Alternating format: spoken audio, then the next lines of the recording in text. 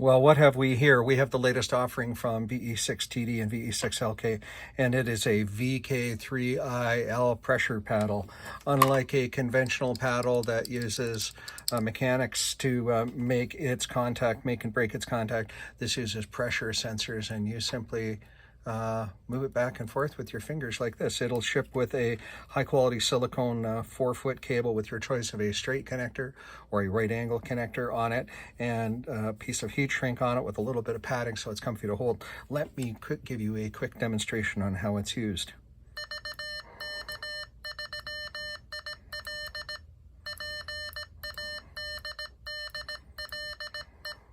It is that simple. So we think it's a very cool paddle for POTA and SOTA and many other things. And it works with most radios that present 5 volts on the CW key switching port. Buy one today.